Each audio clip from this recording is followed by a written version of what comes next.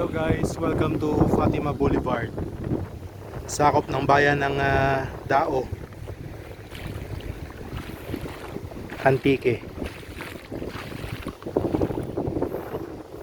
Dito, ang Bakawan ay pinaparami ang mga puno ng Bakawan dito guys.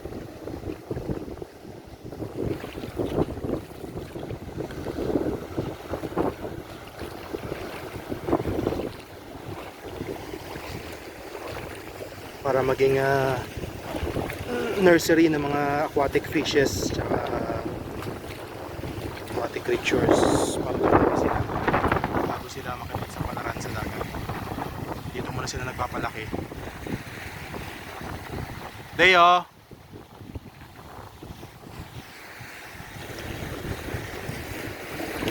Ganda, napakagandang area nito guys. Kaya lang medyo madulas lang yung bato, pero ang init naman ngayon sa araw na ito ay tag-init, although rainy season pero mainit siya, so ma-enjoy nyo git talaga ang ma-enjoy nyo talaga ang tanawin kasi low tide, kitang kita nyo lahat ng land formation. Pangit pumunta dito pag tag-ulan kasi yung mga bato madulas. Kaya perfect pumunta dito sa mga tanghali basta tag-init o mainit yung panahon para kitang-kita nyo yung rock formation. Tsaka sa medyo mapatong lugar na to, medyo mababaw lang yung tubig, pwede kayo magtampisaw saglit. So, punta natin yung kabilang isla na yan, ng bato.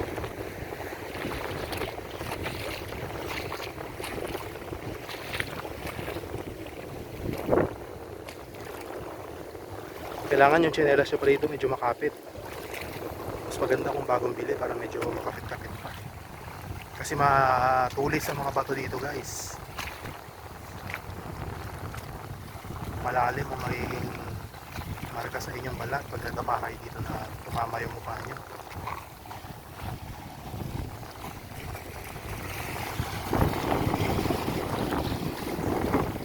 Ganda guys, oh.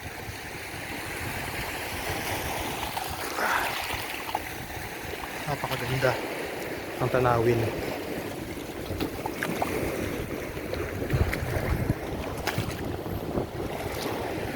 Siyempre mag-ingat din kayo guys, baka may mga sea urchin dito, maapakan nyo, sakit nun.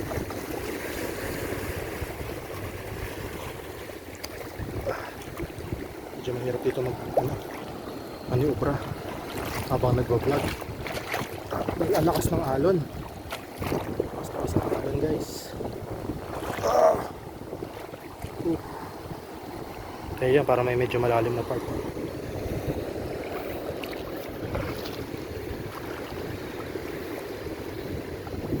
Medyo mahirap-hirap maniubra dito guys. Dapat dito wala akong dalang cellphone.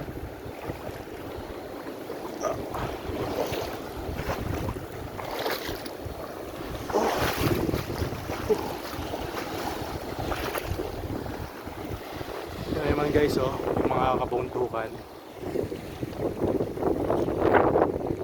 is meeting the sea. The mountains meet the sea. Pero maganda dito kasi ano siya, malapad yung marinland, pero batuhan nga naman part. Medyo maraming bato, kaya mas maganda.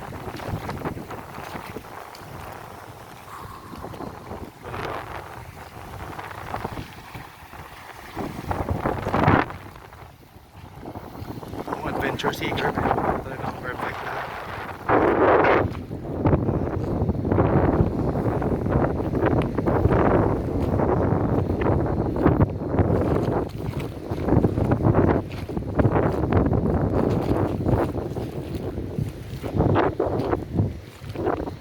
Ayun, dami mga isda, oh, aquarium fish.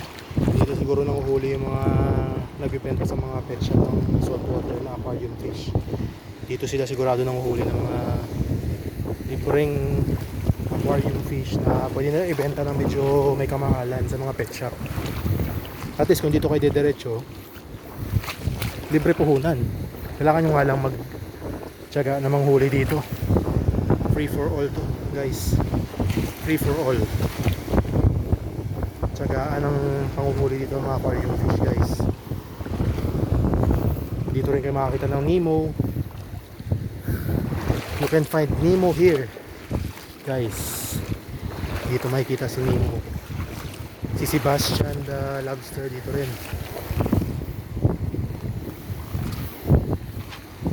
Yan o, yun o. Kita nyo yan guys, item. Ayan. Pero kalamihan ng mga isda dito sa mga mabatong lugar is goby fish. Goby fish to, may mga corals dito guys oh. Tsaka yung ano, yung kanina, yung pinakita ko sa inyo ng mga brittle starfish. Ayoko lang hawakan, baka makamandag yan eh. Ayan, dami dito guys oh. Sanctuary nila to eh. Sanctuary ng mga brittle star. Dami nila.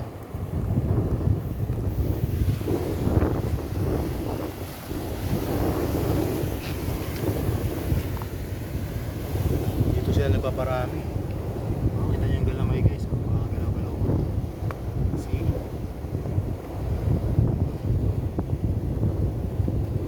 Buhay na buhay. Para mga bulate. Ano naman itong isang to?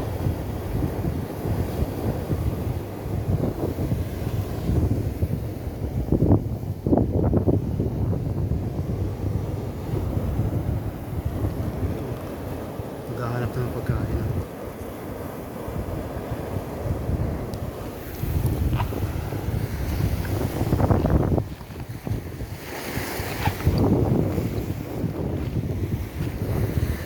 Lalo dito guys, ang dami.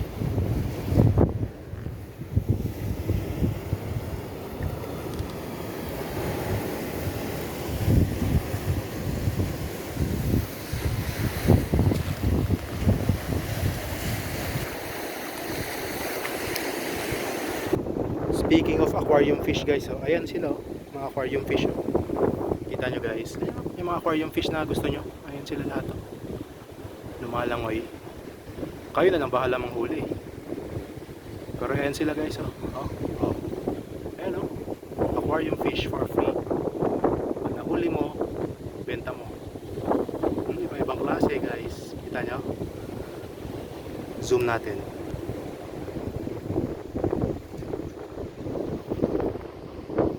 Ay, hindi pwede ma-zoom. Oh, ganda guys oh. Oh, diba? Iba-ibang klaseng aquarium fish. Kayo na lang magsasawa sa pagpili. Pero andyan lahat guys. Completos, regalos. Ganda. Angelfish.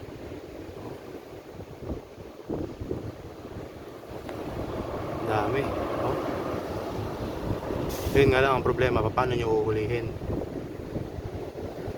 Iba-ibang klase oh. Yung isa medyo dominant. Hinahabol niya yung mga medyo maliliit. Ayan guys. Ganda. Hindi ko lang alam kung ano mga species ito ng isda, pero iba-ibang klase sila dito guys. Meron dito sa dulo. Free lang to guys kung mahuli nyo. Ito rin yung makikita nyo kadalasan sa mga pet shop. Mga saltwater fish. Ayan. Free. It's all free. May mga starfish pa dun na brittle star sa mga bato. Sila. Ganda.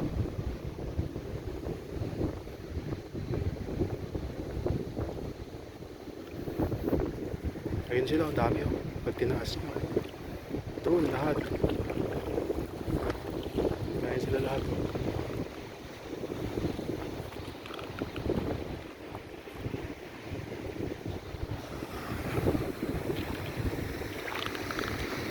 Ayan din dito, dami.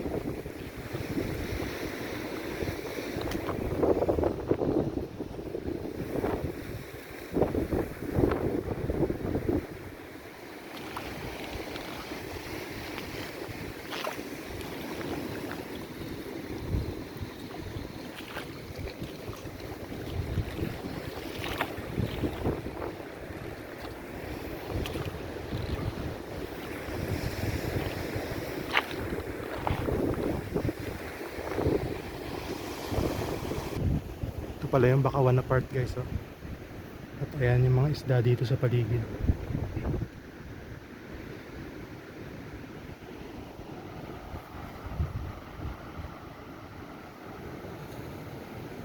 Ang dami, oh.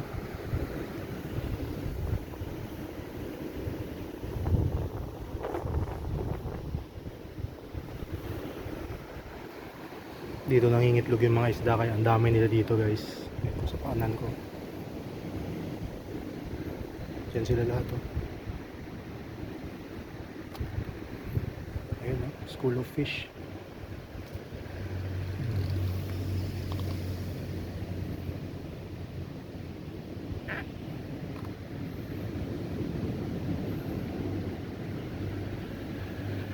Ayun lang sila guys, oh.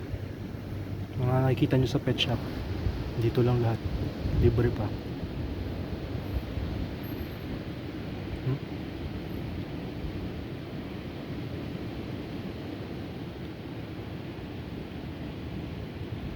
Madaming brittle star dito guys. Ayun. Ayun.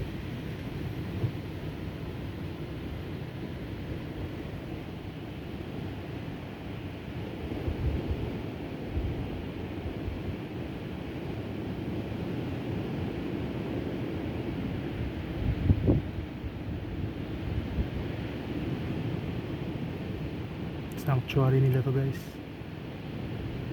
Hindi ko lang alam kung anong klaseng isda to. Kung gusto nyo pala pumunta dito guys, ito lang yung tandaan nyo kung saang landmark matagpuan itong Fatima Boulevard. Isa tong bakawan saan ninurse nila yung mga isda para maging marine sanctuary. Doon sila nangingitlog.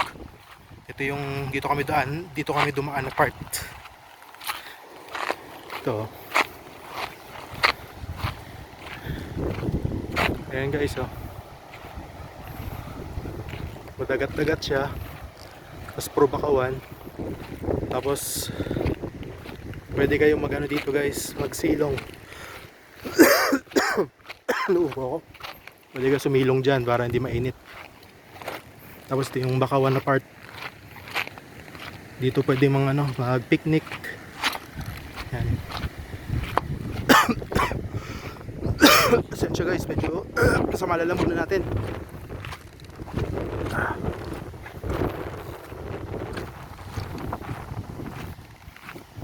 Yung iba nakuhuli rin ng isda dito guys, ng aquarium fish. Kasi libre lang ang aquarium fish dito guys, napakarami. Pero ang marami dito is yung brittle star. Daming isda. Yan ang huli din.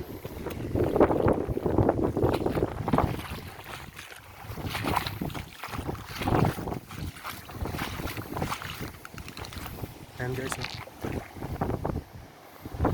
Kung gusto nyo mag-vlog na luto-luto ng seafoods, ito ang pinaka-perfect na destination guys.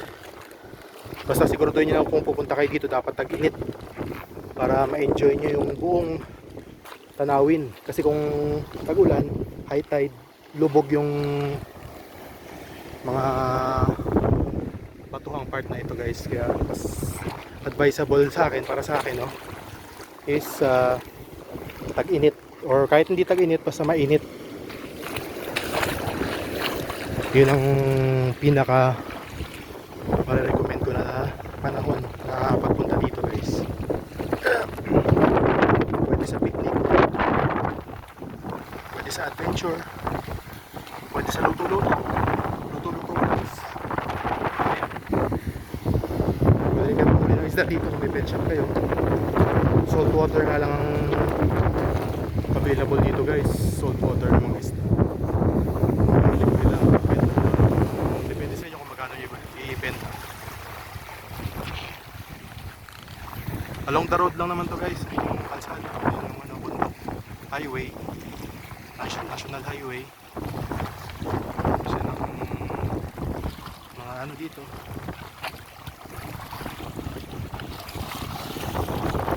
Malalim yung part dito guys. Pero kung manghuli kayo ng coral fishes or aquarium fish sa medyo mababaw kayo na part guys, mahirap manghuli sa mataas. Ang mga nahuhuli sa medyo malalim na part, mga pang-ulam na, mga tuna, mga ganyan. Pero sa mababaw lang kayo manghuli guys para siguradong maraming aquarium fish.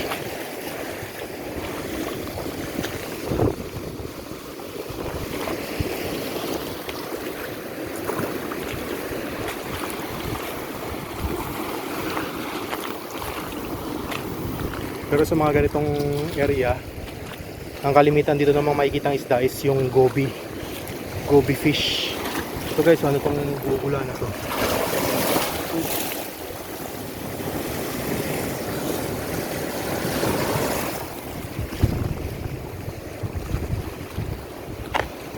Kadalasan sa mga butas-butas na to may mga natatrap na isda eh. Katulad na ito.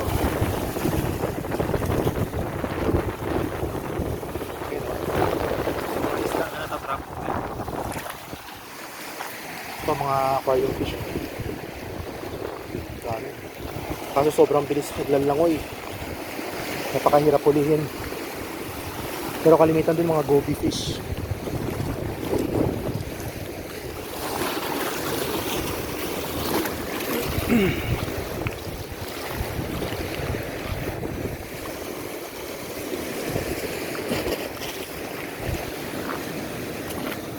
Marami rin dito, napakarami dito guys na ano, mga brittle star. Yan nga, oh, brittle star. Sanctuary nila to guys. Sanctuary ng mga brittle star.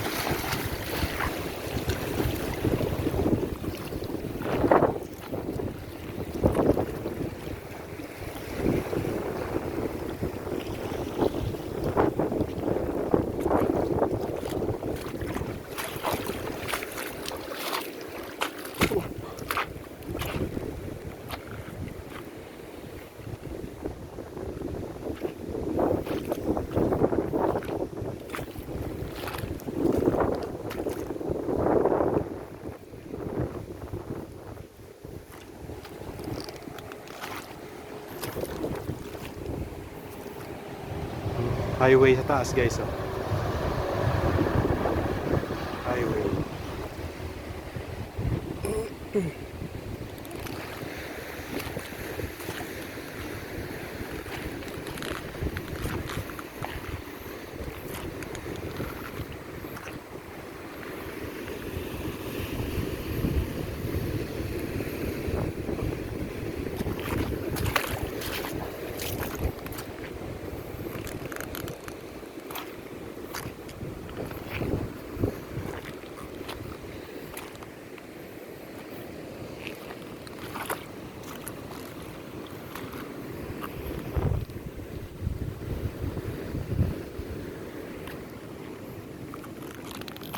Brittle star. So yun lang guys.